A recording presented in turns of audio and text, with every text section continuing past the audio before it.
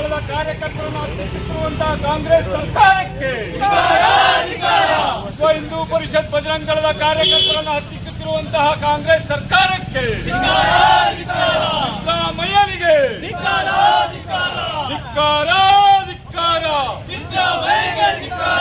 ಧಿಕ್ಕಾರ,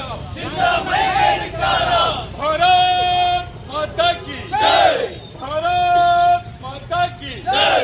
ಕರ್ನಾಟಕದಲ್ಲಿ ಹಿಂದೂ ಕಾರ್ಯಕರ್ತರನ್ನು ಹತ್ತಿಕ್ಕಿರುವಂತಹ ಕಾಂಗ್ರೆಸ್ ಸರ್ಕಾರಕ್ಕೆ, ಕಾಂಗ್ರೆಸ್ ಸರ್ಕಾರಕ್ಕೆ ಭಾರತ್ ಮಾತಾ ಕಿ ಜೈ, ಭಾರತ್ ಮಾತಾ ಕಿ ಜೈ. ಜೈ ಶ್ರೀರಾಮ್, ಜೈ ಶ್ರೀರಾಮ್, ಜೈ ಶ್ರೀರಾಮ್, ಜೈ ಶ್ರೀರಾಮ್.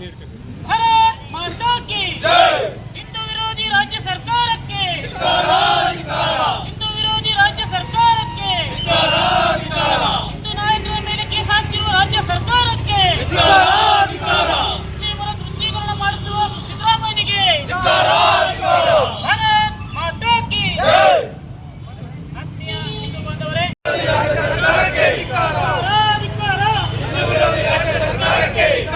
ಈ ಒಂದು ಪ್ರತಿಭಟನೆಗೆ ಆಗಮಿಸಿದ ಸಮಸ್ತ ಹಿಂದೂ ಬಾಂಧವರಿಗೂ ಧನ್ಯವಾದಗಳನ್ನು ಅರ್ಪಿಸ್ತಾ ಇದ್ದೇನೆ.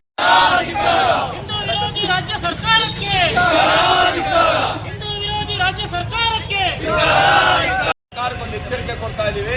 ತೆಲಂಗಾಣದ ಮೇಲೆ ಹಾಕಿರುವಂತಹ ಕೇಸನ್ನ ತತ್ಕ್ಷಣ ನೀವು ಹಿಂಪಡಿಬೇಕು ಅಂತ. ಕಂಕನಾಡಿ ಭಾಗದಲ್ಲಿ ರಸ್ತೆಯನ್ನು ಬ್ಲಾಕ್ ಮಾಡಿ ಅನ್ಯಕೋಮಿನವರು ಏನು ನಮಾಜ್ ಮಾಡಿದ್ರು ಅದರ ವಿರುದ್ಧ ಒಂದು ಕಂಕನಾಡಿಯ ಕದ್ರಿ ಠಾಣೆಯಲ್ಲಿ ಪ್ರಕರಣ ದಾಖಲಾಗಿತ್ತು. ಆದರೆ ಈ ಷಂಡ ರಾಜ್ಯ ಸರ್ಕಾರ ಇದನ್ನ ಫೋಟೋ ಕೇಸನ್ನು ರದ್ದು ಮಾಡಿ 2 ದಿನದಲ್ಲಿ ಆ ಕದ್ರಿ ಠಾಣೆಯ ಇನ್ಸ್ಪೆಕ್ಟರ್ ಏನು ದರ್ಜೆ ಇರ್ತಾರೆ ಅವರನ್ನ ಕಡ್ಡಾಯ ರಜೆ ಮೂಲಕ ಕಳಿಸಿದ್ದಾರೆ. ಇದು ರಾಜ್ಯ ಸರ್ಕಾರಕ್ಕೆ ಕ್ಷೇಮ ಆಗಬೇಕು.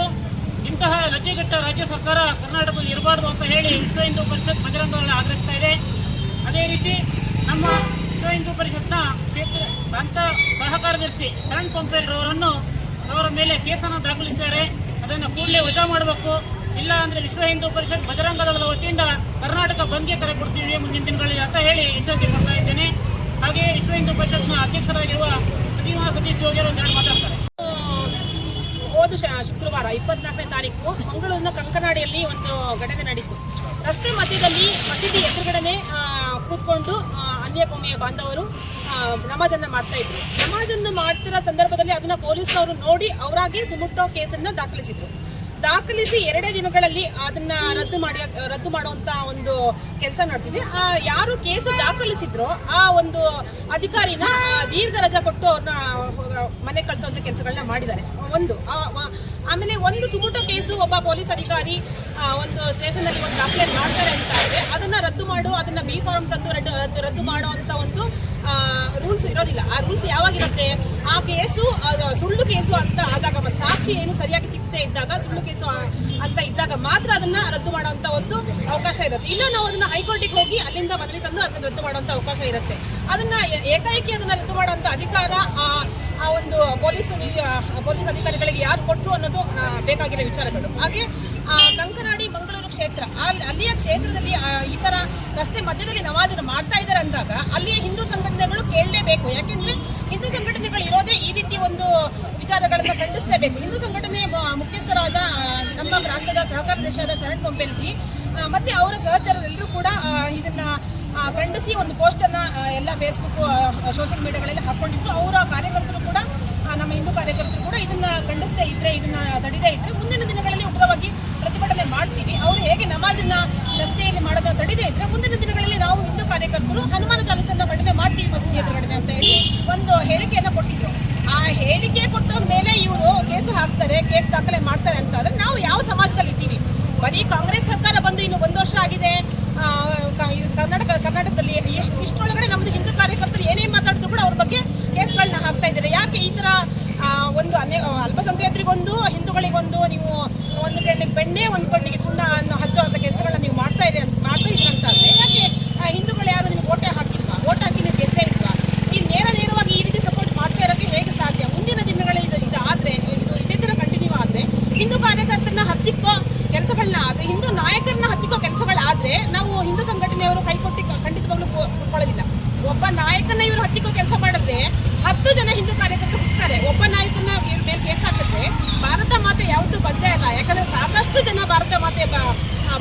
ನಮ್ಮ ದೇಶದಲ್ಲಿ ಇದ್ದಾರೆ. ಯಾಕಂದ್ರೆ ಸಂಘ ಶುರುವಾಗಿ 100 ವರ್ಷ ಆಯಿತು. 100ನೇ ವರ್ಷ ಕಲಿತಾ ಇದ್ದೀವಿ ಸಂಘ ಶುರುವಾಗಿ. ಸಂಘ ಶುರುವಾದಾಗ ಯಾರ್ಯಾರು ಸಂಘಟನೆ ಕಟ್ಟಿದ್ರು ಅವ್ರು ಯಾರು ನಮ್ಮ ಜೊತೆಗಿಲ್ಲ. ಆದರೆ ಸಂಘ ನಿರಂತರವಾಗಿ ಬೆಳೀತಾ ಇದೆ. ನಾವು ಮಾಡೋ ಉದ್ದೇಶಗಳು ಕರೆಕ್ಟಾಗಿದ್ದರೆ, ನಾವು ಮಾಡೋ ಒಂದು ಕೆಲಸ ನಿಷ್ಠೆಯಿಂದ ಇದ್ದರೆ ನಾವು ನಮ್ಮ ಹಾಗೆ ಇನ್ನೂ 10 ಜನ ಬಂದೇ ಬರ್ತಾರೆ. ಅದನ್ನ ಮಾತು ಯಾವತ್ತೂ ಕೂಡ ಹಾಗೆ ಕೂರೋದಿಲ್ಲ. ಅದನ್ನ ಧರ್ಮದ ಪರವಾಗಿ ಕೇಳುವಂಥ ಸಂಘಟನೆಯ ಒಬ್ಬ ಯುವಕರು ಬಂದ ಇದು ಮುಂದಿನ ದಿನಗಳಲ್ಲಿ ಆಗಿ ಅವರು ನಮ್ಮ ಶರಣಜಿ ಮೇಲೆ ಹಾಕಿದ್ದಾರೆ ಕೇಸನ್ನ, ಅದನ್ನು ಅವ್ರು ವಾಪಸ್ ತಗೊಳ್ತಾ ಇದ್ದೆ ಮುಂದಿನ ದಿನಗಳಲ್ಲಿ ಕರ್ನಾಟಕ ಬಂದು ನಾವು ಮಾಡ್ತೀವಿ. ಒಂದು ಮಸೀದಿಯಲ್ಲಿ ನೀವು ನಮಾಜ್ ಮಾಡಿ, ನಮ್ದೇನು ಸಮಸ್ಯೆ ಇಲ್ಲ. ಯಾಕಂದ್ರೆ ಸಾಕಷ್ಟು ಕಡೆ ಮಸೀದಿಗಳಿದೆ, ಅಲ್ಲಿ ನಮಾಜ್ ಮಾಡಿ. ನಾವು ದೇವಸ್ಥಾನದಲ್ಲಿ ಪೂಜೆ ಮಾಡ್ತೀವಿ, ದೇವಸ್ಥಾನ ಹೊರಗಡೆ ಬಂದು ನಾವೇನು ಪ್ರಾರ್ಥನೆ ಮಾಡಲ್ಲ. ನಾವು ಹಿಂದೂಗಳು ಗಣಪತಿ ಇಡ್ತೀವಿ, ಏನು 15 ದಿನನೋ 8 ದಿನನೋ ನಾವು ಅದಕ್ಕೆ ರೂಲ್ಸ್ ಪ್ರಕಾರ ಸರ್ಕಾರಿ ರೂಲ್ಸ್ ಇದು ತಗೋತೀವಿ, ಅದಕ್ಕೆ ಅನುಮತಿ ತಗೋತೀವಿ. ಆ ಅನುಮತಿ ಮುಗಿದ ಮೇಲೆ ನಾವೆಲ್ಲದನ್ನು ರದ್ದುಗೊಳಿಸ್ತೀವಿ. ಹಾಗಂತ ಹೇಳಿ ಮಸೀದಿ ಒಳಗಡೆ ಮಾಡಲಿ ಅಥವಾ ಈದ್ಗಾ ಮೈದಾನ ಇದೆ ಮಾಡಲಿ. ಜನ ಜಾಸ್ತಿ ಆದರೂ ಒಬ್ಬ PFI ಒಬ್ಬ ಇದನ್ನ ಹೇಳಿದ್ದಾರೆ, ಹೇಳಿಕೆ ಕೊಟ್ಟಿದ್ದಾರೆ, ಒಳಗಡೆ ಜನ ಜಾಸ್ತಿ ಆದರೂ ಹೊರಗಡೆ ಬಂದು ನಮಾಜ್ ಮಾಡಿದ್ರು ಅಂತ. ಒಳಗಡೆ ಜನ ಜಾಸ್ತಿ ಆದರೆ 2-3 ಪರ್ಮಿಷನ್ ಮಾಡಲಿ, ಟೈಮಿಂಗ್ಸ್ ತಗೊಂಡು ಮಾಡಲಿ. ರೋಡ್ ಮಧ್ಯೆ ಮಾಡೋಕ್ಕೆ ಪರ್ಮಿಷನ್ ಕೊಟ್ಟಿದ್ದೀವಿ ನಿಮಗೆ. ಅವ್ರು ರೋಡ್ ಮಧ್ಯೆ ಮಾಡ್ತೀವಿ ಅಂತ ಆದರೆ ನಾವು 12 ಜನ ಹೇಳಿಕೆ ಅಂತ ಏನೇನು ತಪ್ಪೇನಿದೆ ಅದನ್ನ ನಾವು ಖಂಡಿಸಲೇಬೇಕಲ್ವಾ?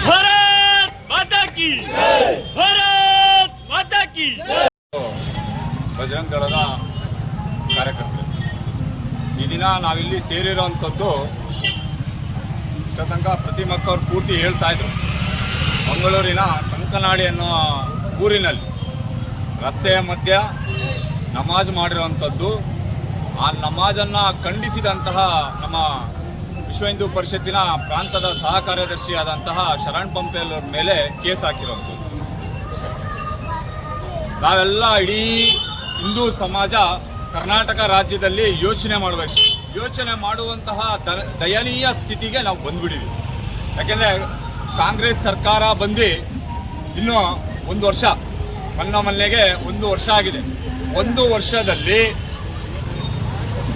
ಅವರ ಈ ಹಿಂದೆ ಅವರ ಪ್ರಣಾಳಿಕೆ ಒಳಗಡೆ ಇತ್ತು, ಬಜರಂಗ ದಳವನ್ನು ಬ್ಯಾನ್ ಮಾಡ್ತೀವಿ ಅಂತೇಳಿ ಅಂತ ಹೇಳಿದರು. ಹಾಗಾಗಿ ಅವರು ಯೋಚನೆ ಮಾಡ್ತಾ ಇದ್ದಾರೆ, ಕಾಂಗ್ರೆಸ್ ಸರ್ಕಾರದ ಯಾರು ಮುಖ್ಯಮಂತ್ರಿ, ಉಪಮುಖ್ಯಮಂತ್ರಿ ಮತ್ತು ಹೋಮ್ ಮಿನಿಸ್ಟರ್ ಇವರೆಲ್ಲ ತಲೆಯಲ್ಲಿ ಇಟ್ಕೊಂಡ್ಬಿಟ್ಟಿರೋ ಅಂತ ಕಾಣುತ್ತೆ. ಯಾಕಂದರೆ ಅವರು ಮುಸಲ್ಮಾನರ ಓಲೈಕೆ ಮಾಡೋಕ್ಕೋಸ್ಕರ, ಮುಸಲ್ಮಾನರಿಗೆ ಕೊಟ್ಟಂತಹ ಭರವಸೆಯನ್ನು ಈಡೇರಿಸೋಕ್ಕೋಸ್ಕರ ಬಜರಂಗ ದಳವನ್ನು ಬ್ಯಾನ್ ಮಾಡ್ತೀವಿ ಅಂತ ಅಂದಿದ್ರು. ಆದರೆ ಸಿದ್ದರಾಮಯ್ಯ ಅಲ್ಲ, ಅವರ ಹೈಕಮಾಂಡ್ ಕೈಯಲ್ಲೂ ಬಜರಂಗ ದಳ ಬ್ಯಾನ್ ಮಾಡೋಕ್ಕೆ ಸಾಧ್ಯ ಇಲ್ಲ. ಯಾಕೆಂದರೆ ಇದು ಒಂದು ದೇಶಭಕ್ತರ ಸಂಘಟನೆ. ಹಾಗಾಗಿ ಅವರು ಯೋಚನೆ ಮಾಡಿದ್ರು, ಇಲ್ಲಿರುವಂತಹ ಬಜರಂಗ ದಳದ ಕಾರ್ಯಕರ್ತರನ್ನ ಹತ್ತಿಕ್ಕಬೇಕು ಅಂತೇಳಿ ಅಂತ ನಿರಂತರವಾಗಿ ಎಲ್ಲ ಜಿಲ್ಲೆಗಳಲ್ಲೂ ಪ್ರತಿ ಕರ್ನಾಟಕದ ನೀವು 28 ಜಿಲ್ಲೆಗಳಲ್ಲೂ ಸಹ ಎಲ್ಲ ಜಿಲ್ಲಾ ಕೇಂದ್ರಗಳಲ್ಲಿ ಎಲ್ಲ ಬಜರಂಗ ದಳದ ಕಾರ್ಯಕರ್ತರ ಮೇಲೆ ಸುಮ್ಮನೆ ಕೇಸ್ಗಳು ಹಾಕುವಂತಹ ಕೆಲಸವನ್ನ ನಿರಂತರವಾಗಿ ವರ್ಷಾಂಪೂರ್ತಿಯಿಂದ ಮಾಡ್ತಾನೇ ಬಂದಿದ್ದಾರೆ. ಮಂಡ್ಯದಲ್ಲಿ ನಮ್ಮ ಬಾಲಣ್ಣವ್ರ ಮೇಲಾಗಿರ್ಬೋದು, ಮಂಗಳೂರಲ್ಲಿ ನಮ್ಮ ಶರಣಣ್ಣವ್ರ ಮೇಲಾಗಿರ್ಬೋದು, ಅದೇ ಉಡುಪಿಯಲ್ಲಿ ನಮ್ಮ ಸುನೀಲ್ ಕೇರ್ ಅವ್ರ ಮೇಲಾಗಿರ್ಬೋದು, ಪುತ್ತೂರಲ್ಲಿ ಮುರಳಿ ಅಣ್ಣವ್ರ ಮೇಲಾಗಿರ್ಬೋದು, ತುಮಕೂರಲ್ಲಿ ಮಂಜು ಭಾರ್ಗವನ್ ಮೇಲಾಗಿರ್ಬೋದು, ಚಿತ್ರದುರ್ಗದಲ್ಲಿ ಪ್ರಪಂಚನ್ ಮೇಲಾಗಿರ್ಬೋದು, ಶಿವಮೊಗ್ಗದಲ್ಲಿ ಕಳೆದ ಈಗ 2ರಿಂದ 3 ತಿಂಗಳ ಒಳಗಡೆ 4 ಕೇಸನ್ನು ಹಾಕಿದ್ದಾರೆ ನನಗೆ. ನಾವು ಯಾವುದು ಅಂದರೆ ಇವರ ಯೋಚನೆ ಹೇಗಿದೆ ಅಂತಂದ್ರೆ, ನಾವು ಯಾವುದೇ ರೀತಿ ಪ್ರತಿಭಟನೆ ಮಾಡೋ ಹಾಗಿಲ್ಲ. ಸಿದ್ದರಾಮಯ್ಯನಿಗೊಂದು ಎಚ್ಚರಿಕೆ ಕೊಡ್ತಾ ಇದ್ದೀವಿ, ನೀವು 10 ಅಲ್ಲ 20 ಅಲ್ಲ 100 ಕೇಸ್ ಹಾಕಿದ್ರು ಬಜರಂಗ ದಳ ಹಿಂದೂ ಸಮಾಜದ ಏಳಿಗೆಗಾಗಿ ನಿರಂತರವಾಗಿ ಕೆಲಸ ಮಾಡುತ್ತೆ. ನಾವು ಹೋರಾಟವನ್ನು ಸಮೇತ ಮಾಡ್ತೀವಿ. ಹಾಗೆ ಇನ್ನೂ ಒಂದು ಯೋಚನೆ ಮಾಡಬೇಕು, ನಾವು ಹಿಂದೂ ಸಮಾಜ ಯೋಚನೆ ಮಾಡೋ ಆರಕ್ಷಕ ಸಿಬ್ಬಂದಿಗಳನ್ನ ಇಲ್ಲಿಯ ಇನ್ಸ್ಪೆಕ್ಟರ್ಗೆ ಬಿಟ್ಟಂತಹ ಕೆಲಸ. ಟೊಮೊಟೊ ಕೇಸ್ ಹಾಕಿದ್ದಾರೆ ಅಂತ ಅಂದ್ರೆ ಅವರು ಅಲ್ಲಿ ಕೂಲಂಕುಷವಾಗಿ ಅದನ್ನ ಯೋಚನೆ ಮಾಡಿ ಅಲ್ಲಿ ತನಿಖೆ ಮಾಡಿ ಕೇಸ್ ಮಾಡಿರ್ತಾರೆ. ಅಲ್ಲ, ನೀವು ಆ ಕೇಸನ್ನ ಬಿ ರಿಪೋರ್ಟ್ ಮೇಲೆ ಆ ಕೇಸನ್ನ ವಜಾ ಮಾಡ್ತೀರಾ?